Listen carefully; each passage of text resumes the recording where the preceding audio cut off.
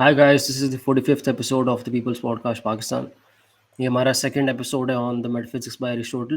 पहले एपिसोड में हमने बुक वन और बुक टू अल्फ़ा और अल्फ़ा द लेसर डिस्कस की थी इन द मेटाफिजिक्स. आज हम होपफुली थर्ड फोर्थ और फिफ्थ बुक को डिस्कस करेंगे.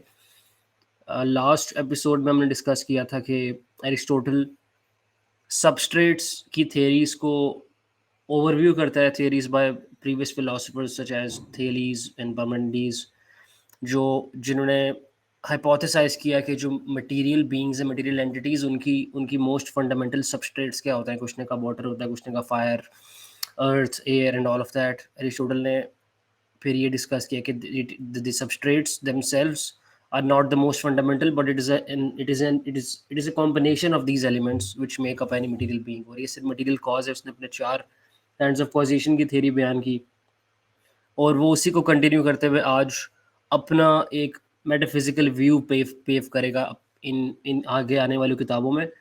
And one thing to be noted here is कि ये जो किताबें ऑन देयर ओन है, book three, book four, five, six, seven, I think so all the way up to book nine, ये individual आपको लगेंगे. इंडिविजुअल इन द सेंस कि ये एक दूसरे से कनेक्टेड अगर ना भी लगें तो ये बुक लामडा में जाके towards the end of this entire metaphysics की बुक ये सब को जाके कंपाइल करेगा and then it will make sense. तो if you watching this episode तो we suggest कि you watch the other one, the next one as well इसके साथ ही. वरना it might seem to you कि ये थोड़े disassociated chapters हैं एक दूसरे से, but they're not. It will make sense to you as an entirety towards the end of the book. तो एरिस्टोटल अपनी तीसरी बुक के अंदर, तीसरे चैप्टर के अंदर बात करते हैं about the study of the most fundamental things और प्रिंसिपल्स, जिसको वो कहते हैं मेटाफिजिक्स. मेटाफिजिक्स उसकी नज़र में is the study of the most fundamental principles of being. तो ये उसको एज ए साइंस ट्रीट कर रहा है. और वो कहता है कि कोई भी बंदा जो मेटाफिजिक्स पढ़ेगा, metaphysics not in the sense कि एरिस्टोटल की किताब metaphysics, metaphysics in the sense कि it is a branch of philosophy itself. Metaphysics is a branch of philosophy. तो anyone, a philosopher, a student, anyone who studies metaphysics should concern themselves with 15 puzzles या 15 questions. और ये 15 questions वो fundamental questions हैं जो metaphysics जिनका answer ढूंढती है, ढूंढने की कोशिश कर रही है. तो ये 15 सवाल पेश कर रहा है इस चैप्टर के अंदर. उनका जवाब बेसिकली नहीं दे रहा वो इतना स्ट्रेट फॉरवर्डली आपको. वो कह रहे हैं ये 15 सवाल हैं जो जिनके आंसर आपको ढूंढने चाहिए if you studying metaphysics, because metaphysics essentially deals with these questions. तो वो बेसिकली पहला क्वेश्चन जो है वो पुट कर रहा है in the statement, is there a single science of the four causes और several such sciences. Four causes से उसका मुराद है जो उसने फोर काइंड्स ऑफ कॉजेशन अपनी अभी पहले वाले चैप्टर्स के अंदर पेश किए थे. बुक वन अल्फा आई थिंक सो, उसने उसके अंदर ये चार काइंड्स ऑफ कॉजेशन पुट किए थे. तो वो कह रहे हैं इन चारों काइंड्स के कॉजेज की एक ही सिंगल साइंस है या डिफरेंट साइंसेज हैं जो इनसे डील कर रही हैं. साइंस का मुराद ये नहीं है कि chemistry, biology, physics and all of that. Science से मतलब उसका है एनी सिस्टमेटिक और ऑर्गेनाइज स्टडी. काफ़ी लोग एस्ट्रोलॉजी को भी एक साइंस कहते हैं, कि वो कहते हैं कि एक सिस्टमेटिक और ऑर्गेनाइज्ड स्टडी है, कि आप इसको एक ऑर्गेनाइज्ड वे में स्टडी कर रहे हो, even though it's not a precise science. But Aristotle की नज़र में science is any systematic study of something which through which it can be better, it can be easier for you to paint a complete picture of reality. जो आपको reality समझने में कुछ चीज़ मदद करती है, उस चीज़ की स्टडी को वो साइंस कह रहा है basically. I hope you get that. तो वो कह रहे हैं कि चार काइंड्स ऑफ कॉजेज जो मैंने बताए हैं, इन सब की एक ही साइंस होगी या इनके लिए चार डिफरेंट साइंसेज होंगे. ये है पजल नंबर वन. तो पजल टू में वो पूछता है, वो स्टेटमेंट ये दे रहा है कि इसको आपको तलाश करना चाहिए इसका जवाब. पजल टू के अंदर वो कहता है, does the same science cover the study of the basic principles of logic and the study of substance. इसमें वो कह रहा है कि क्या एक ही साइंस आपको चाहिए होगी इन दो चीज़ों को जवाब निकालने के लिए. पहले तरफ logic, the principles of logic, दूसरी तरफ the study of substance. The study of substance से मुराद सबस्ट्रेट्स यानी जो चीज़ें मटेरियल थिंग्स को कंपोज करती हैं, राइट. जिस तरह उसने थेरीज कंपेयर की थी, लाइक आई टॉक्ड अबाउट पार्मेनिडीज की थेरीज की, all those theories regarding the substrates or the elements that compose material things, earth, air, water, fire, all of that. The study of what material things are composed of what are their material parts, ये हो गई study of substance. और principle of logic हो गई, for example if A is equal to B and B is equal to C, then A must be is equal to C. तो ये है a logical statement. तो the study of logic and the study of substrate on the surface level they seem kind of different from each other, लेकिन by virtue of one you understand the other. तो Aristotle ये पूछना चाह रहा है कि इन दोनों साइंसेस को, एक लॉजिक की और एक सब्सटेंस की, इन दोनों की एक ही साइंस इनके जवाबात देगी आपको, या फिर दो डिफरेंट साइंसेस होंगी। तीसरे पजल में वो आपसे कहता है, पूछता है Aristotle, whether a single science can cover both sensible and suprasensible substances. Sensible substances से उसका मुराद है जो चीज़ें आप सेंस कर सकते हो थ्रू योर सेंसेस।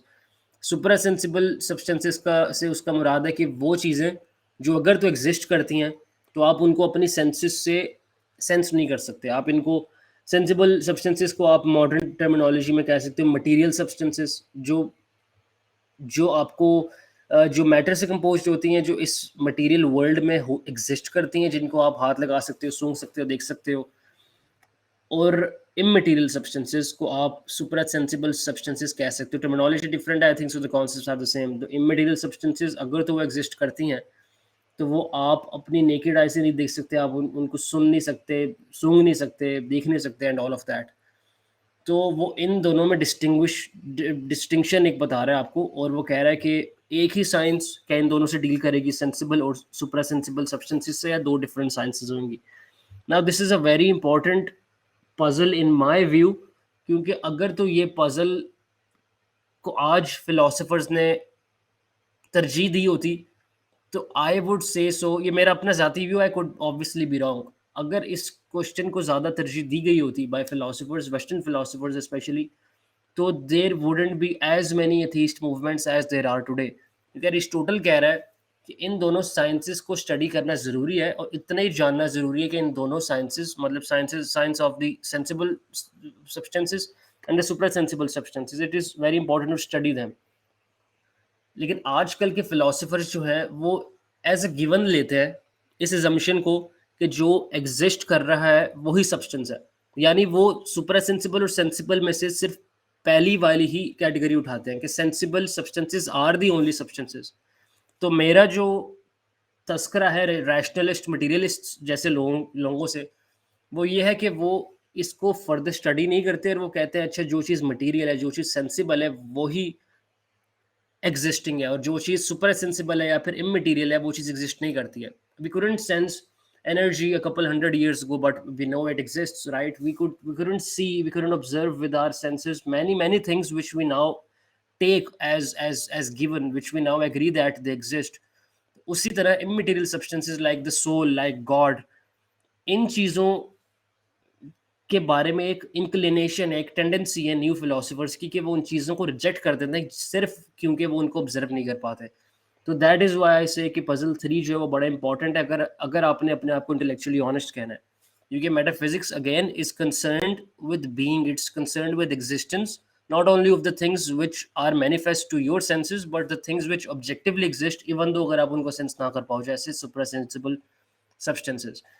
खैर पजल 4 में वो पूछता है कि is the science that studies substance the same as the science which studies the properties of substances.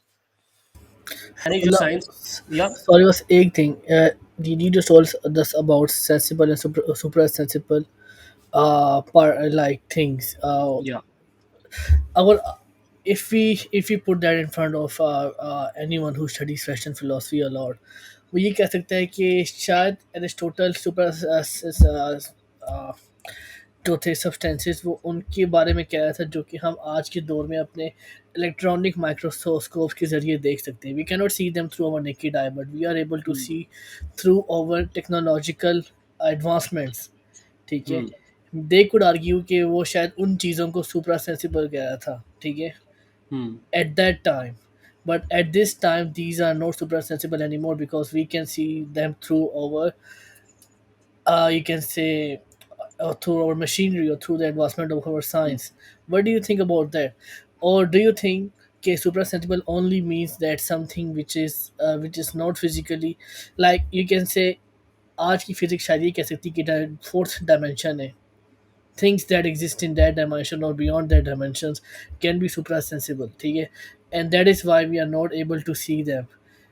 शायद physics is trying to say that कि हाँ Aristotle सही था, these kind of substances do exist. Or so you can say that yes, we have proved the existence of these substances, but we have not studied. तो मैंने दो सवाल पूछ लिए हैं. या तो वो ये कह सकते अच्छा हैं कि ये मतलब कि जो सब्सटेंसेस हैं we he was talking about दो सब्सटेंसेस जो कि उस वक्त इंसान नहीं देख सकते थे नेकेड आई से, मगर they can now see through our microscopes and all that things. And at the same time, अगर if you are talking about those things we have also proven then them through our physics now. What do you think, Abdullah? यार वो definition जो exact दे रहा है super sensible substances की, वो कह रहा है they are those things which if they exist can not be observed directly through natural senses of और बॉडीली ऑर्गन्स. नेचुरल सेंसेस से मुराद आपकी नज़र without using a microscope, that is a natural sense. Microscope से आप आज चीज़ें पता लगा तो लेते हो, but that is not directly observable by your naked natural sight, right? तो उसी तरह आई थिंक सो जब वो सुपर सेंसिबल सब्सटेंसेस की बात कर रहा है, वो बात सिर्फ उन चीज़ों की नहीं कर रहा जो आज हमें पता है. मतलब आज से 2500 साल पहले जब एरिस्टोटल का ज़माना था, उनकी बात नहीं कर रहा जब उसको वो चीज़ों का इल्म नहीं था, जब साइंस ने तरक्की नहीं की हुई थी. आई थिंक सो वो एज अ ब्रॉड कैटेगरी बात कर रहा है, क्योंकि वो आगे जाके जीनस की बात भी करता है. जीनस से मुराद जिस तरह एक एक एक जीनस होता है, नीचे स्पीशीज होती हैं, और कैटेगरी ऑफ थिंग्स जिसके नीचे आगे पर्टिकुलर्स उसके आते हैं, यूनिवर्सल एंड पर्टिकुलर्स. तो जब वो कैटेगरी की बात कर रहा है, वो कैटेगरी में एग्जिस्ट करने वाली सब चीज़ों की बात कर रहा है. तो उस कैटेगरी में सुपर सेंसिबल के अंदर आप बात कर लो, अगर things which science did not discover 2000 years ago and things which science has discovered now, वो चीज़ें भी आ जाती हैं. वो चीज़ें जो साइंस ने आज पता नहीं लगाई, जिस तरह सोल की एग्जिस्टेंस, खुदा की एग्जिस्टेंस, लेकिन वो चीज़ें भी जिनका वो पता कभी भी नहीं लगा सकता, जो चीज़ें उसकी इंटेलेक्ट से ही बाहर हैं, वो भी सुपर सेंसिबल के अंदर ही आएंगी. It is a very broad category. लेकिन मेरा जो तस्करा था वो उससे उससे रिलेटेड था कि अगर तो एक चीज़ को आप पता लगा नहीं सकते ना, एक चीज़ आपको इतनी इम्पॉसिबल लगती है कि वो हो ही नहीं सकती, उस चीज़ का ये मतलब नहीं है कि you just abandon that study all together. You abandon the study of super sensible substances, you abandon the study of immaterial substances, क्योंकि आपको वो चीज़ ridiculous लग रही है देखने में. It doesn't matter because if it is a systematic study, it deserves your it deserves your devotion. Basically आपको उसका जवाब ढूंढना चाहिए. तो लेकिन जिस तरह काफ़ी philosophers हैं, काफ़ी great thinkers रहे हैं, जिस तरह Albert Camus, I'm admired, I admire Camus's work. लेकिन कैम्यू और काफ़ी और चंद philosophers ने सुपर सेंसिबल सब्सटेंसेस को आप कह सकते हो नॉन एग्जिस्टिंग ले लिया. उन्होंने कहा कि ये चीज़ें क्योंकि हम ऑब्जर्व नहीं कर सकते, जिस तरह सोल, खुदा, ये चीज़ें एग्जिस्ट करती ही नहीं है, क्योंकि it is ridiculous to believe कि कोई चीज़ जो है ही नहीं, जो दिखती नहीं है हमें, वो एग्जिस्ट करती है. That is my you can say my view on this. कि एरिस्टोटल के मुताबिक और मेरे मुताबिक भी इट इज़ वेरी इंपॉर्टेंट कि आप पजल 3 को, both the categories of the substance को लो जिस तरह they deserve to be noted, they deserve to be further pursue, ताकि आप उनका आंसर निकाल सको, ना कि सिर्फ अपनी सेंसेस पे ट्रस्ट करो. Because again if you read Kant's critique of pure reason, it revolves around this very fundamental notion कि आपका intellect by its very nature is very limited. तो जो चीज़ आपको दिख रही है दैट इज फिनोमिना, और जो चीज़ वो असल में है ना, वो न्योमिना है. ये जो ग्लास है मेरे सामने, I take it as a glass because I see it as a glass, but I will never know what it is to be a glass until I am the glass, right? So there's the distinction between phenomena and neomena, between what is and what appears to you. So what really is, you can never uncover, but it is important for you to try to uncover it. Now, puzzle 4 के अंदर Aristotle बात करता है about कि क्या एक ही science है जो बोथ सब्सटेंस को और सब्सटेंस की प्रॉपर्टीज को के बारे में बात करती है, स्टडी करती है, या फिर दो डिफरेंट साइंसेस हैं, एक जो सब्सटेंस को स्टडी करती है, दूसरा जो सब्सटेंस की प्रॉपर्टीज को स्टडी करती है. इसमें आप प्रॉपर्टी कह सकते हो. प्रॉपर्टी एक चीज़ की एट्रीब्यूट होती है या क्वालिटी होती है जो एक सब्सटेंस के अंदर होती है. For example and the quality of an atom is for example smallness, आप कह सकते हो. वेरी वेरी डम example, but yes you get the point.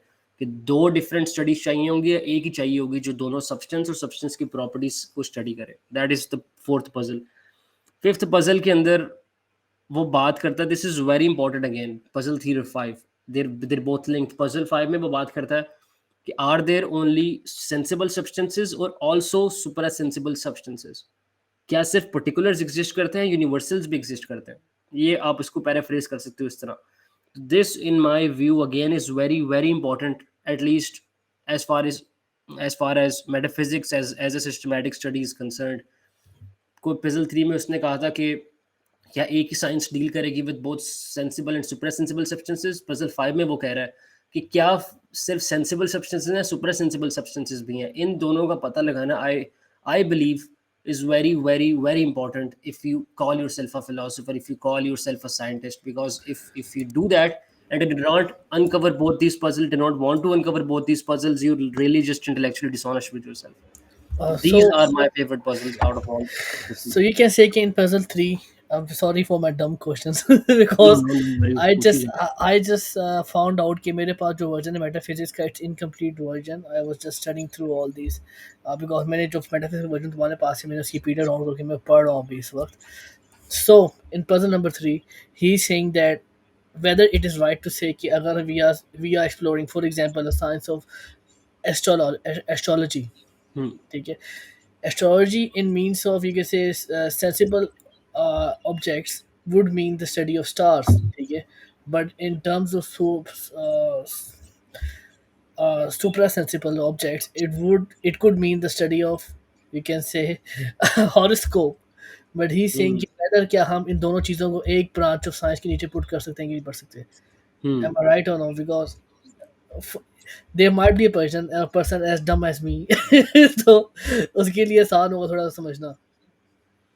यार, you're partly right, partly not, because if I got it right, if I personally got it right, तो वो बात कर रहा है substances से, not ideas. He's not talking about, देखो substance and science में difference ये है कि substance की study का वो science कह रहा है. तो science, horoscope is a different science. Horoscope is not a material thing which exists, right?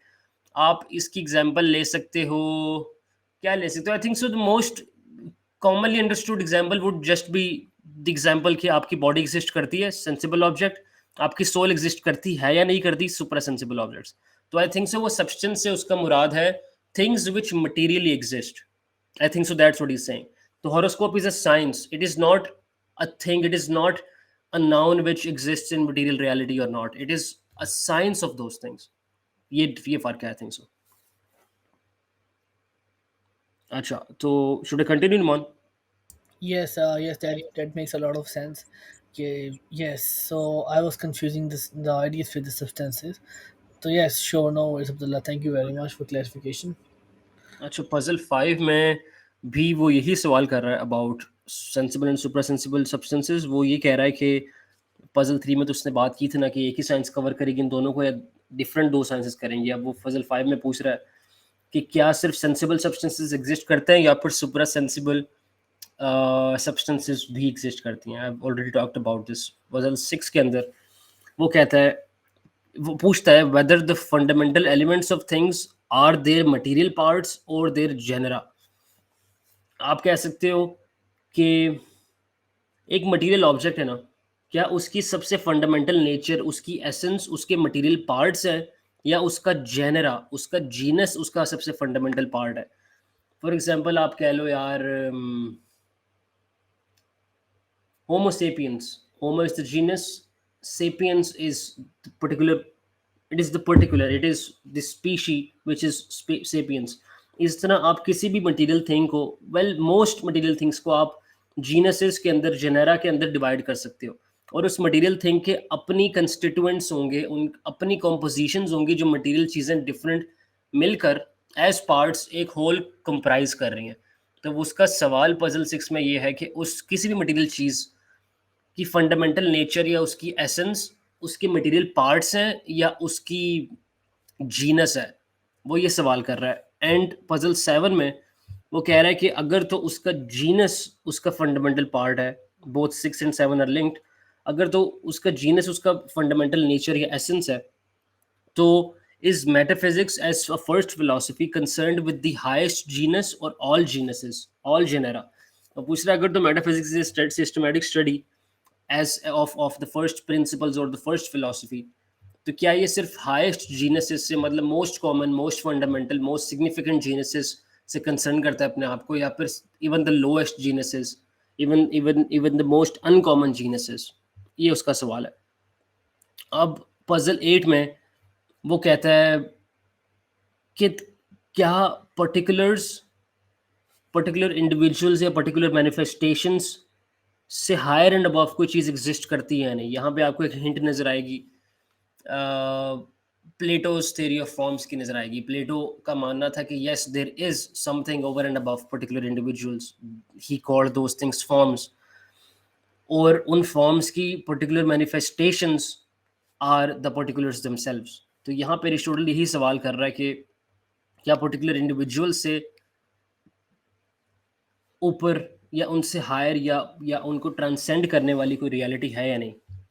यहाँ पे वो कह रहा है कि if only particular individual things exist, तो there can be no science of them as genera, because classification into categories is required for science to be possible. और अगर लोग क्लासीफाई नहीं कर सकते चीज़ों को, तो they can not do science on them, they can not study them as a systematic study और साइंस, राइट. तो पजल 9 में वो इसी चीज़ को पूछता है. I think puzzle 6, 7, 8, 9 are concerned about this element of Plato's theory of forms, particulars और उनकी manifestation and universals. Puzzle 9 में वो पूछ रहा है whether principles are individual things or universals. Principles यानी fundamental nature of something, right? Principles of logic. You get that through that. तो अगर तो principles individual things हैं, तो लोग उनके बारे में जनरलाइज कैसे कर सकेंगे और लोग उनके बारे में नॉलेज हासिल कैसे कर सकेंगे. और अगर तो वो इंडिविजुअल थिंग्स हैं, तो उसका मतलब वो कि किसी भी चीज़ के principle, each principle of each thing would be different, but the condition of knowledge requires के लोग किसी चीज़ को जनरलाइज कर सकें और उसको समझ सकें. क्योंकि अगर तो सभी प्रिंसिपल्स डिफरेंट होंगे, तो उनमें कोई जनरलाइजिंग फैक्टर नहीं होगा, और क्योंकि जनरलाइजिंग फैक्टर नहीं होगा, तो उस चीज़ के बारे में साइंस नहीं बन सकेगी, राइट. साइंस होती है जो सर्टेनिटी के साथ और चीज़ों ग्रुप करके एक चीज़ फॉर्म होती है, राइट. इट इजेंट कि एक चीज़ की केमिकल प्रॉपर्टीज एक एलिमेंट की एक जगह सेम, एक जगह डिफरेंट है, और इस तरह की लाखों करोड़ों डिसोनेंसेस पैदा हो रही हैं, तो उस चीज़ की एज केमिस्ट्री साइंस नहीं बन सकेगी, राइट. तो science deals with principles that you have generalized through lots of study, basically that's what is saying. तो अगर प्रिंसिपल्स ईच इंडिविजुअल थिंग के बारे में डिफरेंट होंगे, तो उनका नॉलेज आप गेन नहीं कर सकते हो, गेन नहीं कर सकते हो. That's what is saying. तो पजल 10 के अंदर वो पूछता है कि are the principles of perishable and imperishable things the same और डिफरेंट. एक मटेरियल चीज़ है जो पेरिशेबल है और एक चीज़ है जो इम्पेरिशेबल है, तो क्या उनकी साइंस सेम होगी या डिफरेंट होगी. And I am sorry for stating material in the statement, just remove the statement material. I would rephrase it as, is the science of perishable substances and imperishable substances the same? क्योंकि जो चीज़ imperishable होगी वो material substance हो ही नहीं सकती, क्योंकि material substances are made up of matter and hence they are perishable. So वो ये पूछ रहा है कि perishable substances और imperishable substances की same science होगी या different होगी.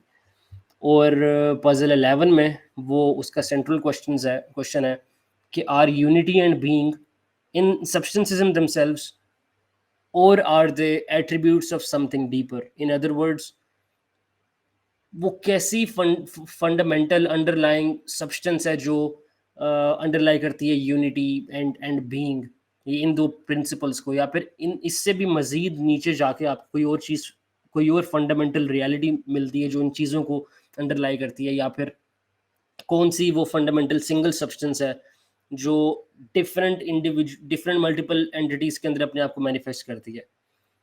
पजल 12 में वो पूछता है कि नंबर्स, बॉडी, सरफेसेस, पॉइंट्स, इस तरह की चीज़ें सब्सटेंसेस हैं या फिर सब्सटेंसेस नहीं है. अगर तो आप एग्री करते हो कि एक मटेरियल ऑब्जेक्ट ही सब्सटेंस है सिर्फ, और इन बॉडीज, ये जो बॉडीज हैं, they are comprised by surfaces, and if surfaces are constituted by lines and lines are constituted by points, तो then it seems that points are in fact the fundamental substance, क्योंकि आप उस चीज़ की nature के अंदर चले जाते हो और आप कहते हो अच्छा bodies made by surfaces, surfaces made by lines, lines made by points. तो अगर पॉइंट्स ही सबसे फंडामेंटल नेचर है उस चीज़ की, तो वो फंडामेंटल सब्सटेंस है उस चीज़ की। ये जो कंक्लूजन निकला ना इस बात से, this would seem to vindicate the Pythagoreans, जिनकी हमने बुक अल्फा द लेसर में बात की थी, आई थिंक सो बुक 2 में, हु पॉजिटेड के मैथमेटिकल एंटिटीज जो है वो हर चीज़ की फंडामेंटल नेचर है। लेकिन हमने ये बुक के अंदर बुक 2 के अंदर ये बात पहले से ही हमने रिफ्यूट कर दी थी, अरिस्टोटल ने कर दी थी, विच लाइक वी डिस्कस्ड। लेकिन mathematical entities therefore cannot be the most fundamental realities like we discussed in the last book. तो बुक 13 के अंदर मोर ओवर वो कहता है 13, 14 and 15 are left to be covered so far. 50 book puzzle 15 के अंदर वो कहता है if forms or types exist only in association with particular things, are they in themselves particular things or universals? अगर तो फॉर्म्स या टाइप्स, ये platonic theory of forms की बात हो रही है दोबारा, अगर तो ये फॉर्म्स पर्टिकुलर्स हैं, तो प्रॉब्लम पजल 9 का है कि that knowledge about them cannot be gained because people understand by using universal concepts। इसका मतलब वो ये कह रहा है कि देखो अगेन जो चीज़ मेरे सामने पड़ी है, this is a glass, right, there should be a form of a glass, क्योंकि जो ये ग्लास जिस बंदे ने बनाया है उसने किसी आइडिया का इस्तेमाल करते हुए ग्लास बनाया है। उसके दिमाग में एक होता नहीं है यार, उसको क्या है, मेरी उर्दू बहुत कमज़ोर है, उस चीज़ को क्या कहते हैं यार, वो जो होती है ना, एक ब्रिक लेयर्स जो यूज़ करते हैं, एक स्टैम्प सा होता है, वो रखते हैं और वो परफेक्ट ब्रिक निकल आती है उसके अंदर से। वेरी डम्प एग्जांपल दो। ईंट का सांचा सांचा हाँ, वो ही एग्जांपल ले लो कि उनके दिमाग में एक सांचा होगा, उनके दिमाग में जिस सांचे को यूज करते हुए इन्होंने इस तरह ग्लास बनाया, it is an imperfect glass, क्योंकि सांचा कभी भी एग्जैक्टली कॉपीड नहीं हो सकता। जो दिमाग में आपके परफेक्ट एग्जाम्पल एग्जिस्ट करती है, it can not B it self the particular. उसी तरह एरिस्टोटल कह रहा है कि प्लेटोनिक थ्योरी ऑफ फॉर्म्स के मुताबिक अगर तो ये फॉर्म्स है ना, the form of a brick, the form of a cat, the form of a glass, all these things अगर तो इन दमसेल्व्स पर्टिकुलर थिंग्स हैं, तो इनके ऊपर एक और फॉर्म बनानी पड़ेगी, एक और फॉर्म उनके लिए बनानी पड़ेगी। इसको कहते हैं द थर्ड मैन आर्गुमेंट। इसलिए अगर तो फॉर्म्स खुद पर्टिकुलर्स हैं तो उनके बारे में नॉलेज रिटेन करना इम्पॉसिबल है, क्योंकि like we said in example 9, लोग, ह्यूमन बींग्स एक साइंस तब क्रिएट करते हैं जब इनफ जनरलाइजिंग प्रिंसिपल्स होते हैं जिनको वो एज अ कैटेगरी ट्रीट करके स्टडी कर सकते हैं। That's what is saying. तो पजल 14 में वो पूछता है कि do the principles have being in actuality और बीइंग इन पोटेंशियलिटी। एक्चुअलिटी उस चीज़ की नेचर होती है, again this glass exists in actuality क्योंकि ये मेरे सामने पड़ी हुई है और ये एग्जिस्ट करती है, राइट। अब अगर मैं बात करूँ कॉफ़ी की, like we discussed in the last video, coffee गर्म थी मेरी, ठीक है, वो आधे पौने घंटे के बाद ठंडी हो गई। दैट्स बिकॉज उसके अंदर जो कोल्डनेस थी ना कॉफ़ी की, वो एक्चुअलिटी में एग्जिस्ट नहीं करती थी, वो पोटेंशियलिटी में एग्जिस्ट करती थी। और जबकि उसकी हॉटनेस उस मोमेंट में एक्चुअलिटी में एग्जिस्ट करती थी और पोटेंशियलिटी में नहीं करती थी, क्योंकि वो पहले ही एक्चुअल थी उसकी हॉटनेस। ओवर टाइम हॉटनेस चले गई और कोल्डनेस आ गई। उसी तरह पजल 14 ये पूछ रहा है कि do the principles have being in potentiality और in actuality. Actuality, like I said, it is that which really exists. Potentiality वो है जो अभी एग्जिस्ट नहीं कर सकती, लेकिन इट इज पॉसिबल कि some time onwards it does exist, it is not impossible for it to exist.